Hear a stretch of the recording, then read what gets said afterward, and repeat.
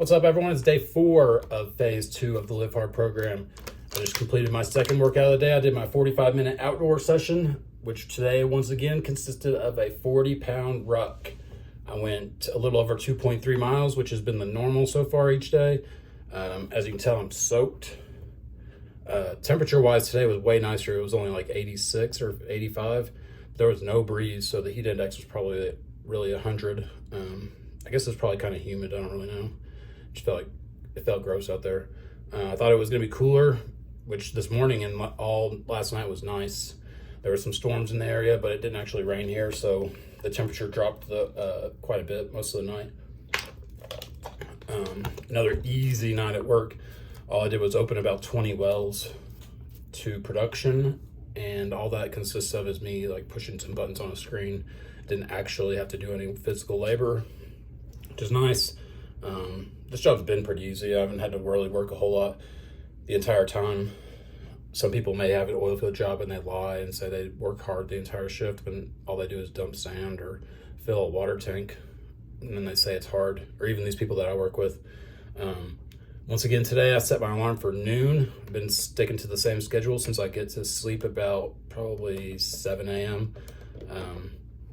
Woke up, had my salt, my first form essential amino blend. I didn't know it was till today I was looking at this. It actually has caffeine in it, which is only 62 milligrams. But that's a nice little boost when you first wake up, and that's also gonna get your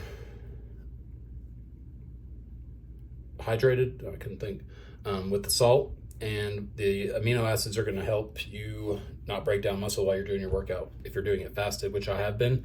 I've been trying to not eat till about 5 p.m. So far I've been doing good on that.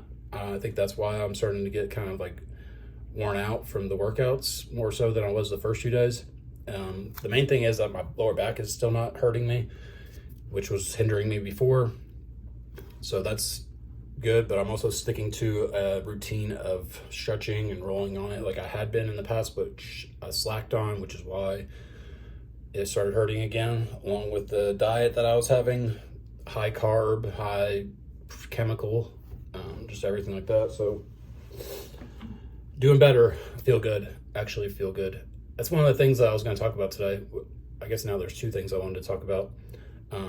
Whenever you start doing getting these wins of these, so I can look back the last almost 4 days now, where I did what I needed to do, whereas the last, in between phase 1 and phase 2, the entire time, basically I was slacking on the diet, mostly just the diet. I still work out, I still do some of the things that I know I should do, which is also considered losing because I'm not doing the things that I know I need to be doing and that I want to get better at to help further myself along. So whenever you have these few days built up, you can wake up feeling better because you know the last few days you've handled your business. And that's something that I realized the last couple of days because I basically had forgot that feeling because I wasn't doing the things I know I needed to do. So I didn't wake up each day feeling like I won the day before. So it feels good. Even if you just get one win, you can stack on it. And that's the only way to just do it. You can see on my shirt, brick by brick, day by day. You just consistently do the things that you need to get done, and then you feel proud of yourself and you are getting the results that you are looking for because you're doing what you're supposed to do. And that's different for everybody. This is my last for the day already for my gallon, so I've been going way over on water, so I don't think my hydration is an issue right now, but I've been sweating a lot. Not really at work, but like whenever I do my 45-minute cardio in the morning, my shirt will be drenched, my shorts will be almost drenched through my underwear, and then I'm doing my outdoor session, so drenching again. But just making sure to stay on top of it because that's something that can affect your abilities to complete the tasks. If you're looking to get started on something like this, you definitely need to try to get your water in as early as possible. One, because you want to get yourself hydrated, which is best to do that with the Celtic sea salt. I've showed it before. You can look it up on Amazon. It's Celtic sea salt, like the Boston Celtics. You can call it Celtic if you want, but a little pinch of that with the aminos get me going, and stay on top of it because you don't want to be going to the bathroom all night. If you have half a gallon still to drink and it's time for bed, you don't want to have to chug it and then be up half the night going to the bathroom. Last thing that I was really going to talk about today was, so this guy I'm working with now, I've been working at this place for 4 months now. It's 7 days on, 7 days off, which is new to me because I'm used to working just extended periods and then having sometimes not very much time off, sometimes a month or two off. It's just, as a contractor, that's how it was doing this job. But so I'm on a schedule now for the first time. But anyways, I had been working with a woman for the entire time. It's just two of us on each shift. We're working a facility that has 3 well pads flowing to it. I usually work the well pads, and that other person works the facility. So now I'm put with this guy. I guess he's like 50. But he looks like he works out. All he does is complain about having to do anything. He came from a different facility, which was right next door to us, because that woman that I was working with moved up to be a specialist, which is right above the operator position, which is what this is. I'm still contract, so I'm not part of the company yet, or will be. Every day this guy comes in. We've been having issues all week. The pipeline has been closed, so our wells have been shut to this is day 5 or 6. This is my 6th night. So for the first 4 days, the pipeline was shut, so our wells were shut. Yesterday, we got them back open, which is why I opened up wells all night. But he wants to do things slow motion. Everything's got to be basically least amount of work possible for this guy. And it's unmotivating for me because I'm over here trying to do more than you're supposed to do. And he's already worried about doing less than you need to do. And these people make $150,000 a year to do these jobs. And they work 6 months of the year. So you would think that they had to have cream of the crop in there. And this is one of the biggest oil companies that I'm not going to say the name of because whatever, but it's one of the biggest companies. And I would always have high sights on these things whenever I was not working for them. They would be top tier people that are, hired on as company people. These people are trash.